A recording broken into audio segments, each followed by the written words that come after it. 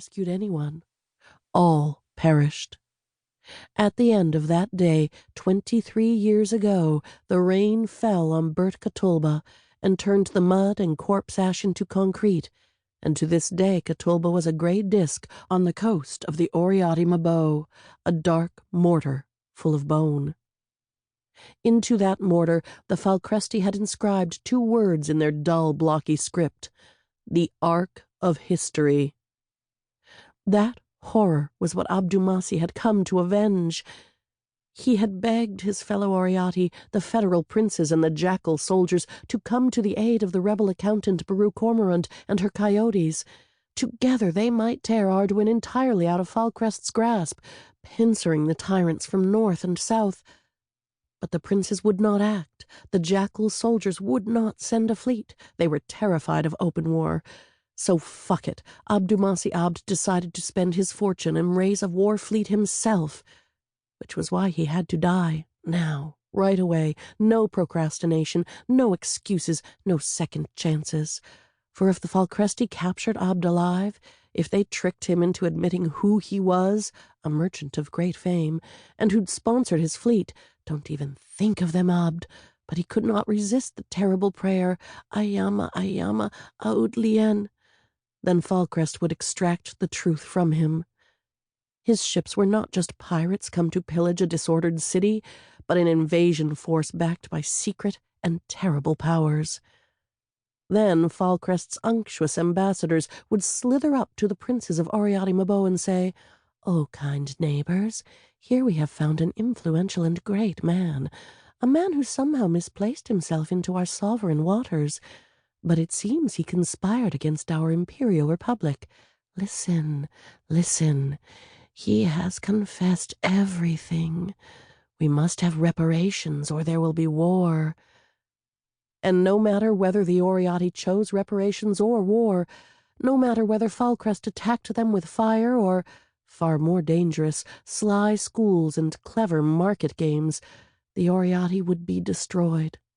Abdumasi would bring down doom on the 200 million people of the Oriati Mabo, the heart of the world, his beloved home. "Abd!" Z roared, waving his green flag with both hands. "Abd, come to me! We have to rally the ships! We have to go!" "I need last words," Abdumasi whispered to himself. That was why he couldn't cut his throat.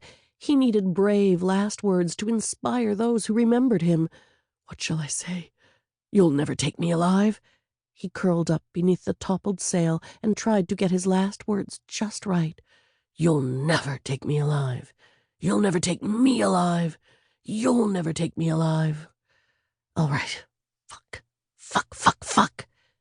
He got his hands under him, crouched, tried to fill his head with happy memories.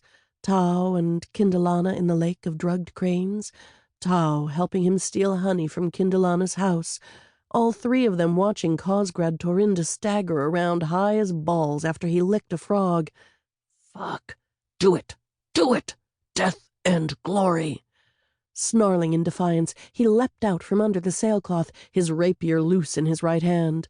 "Abdumasi!" Z cried in mad delight, and behind him the droman bred for laughs exploded in a huge crack of powder as Falcrest Fire found her store of mines. The thunder drowned out Z's words. Abdumasi saluted him with the rapier and leapt up onto the ship's fighting rail to plunge to his death. "You'll never take me alive," he roared, and then he made the awful mistake of looking down before he leapt. The sea burnt beneath him. Blue, hot chemical fire simmered on the waves, vicious, viscous, burning everything, cooking up a sauté smell of seawater and charred lumber and boiled fat bursting out through blistered dead skin and incinerated hair, popped eyeballs, chips of toenail off bloated feet.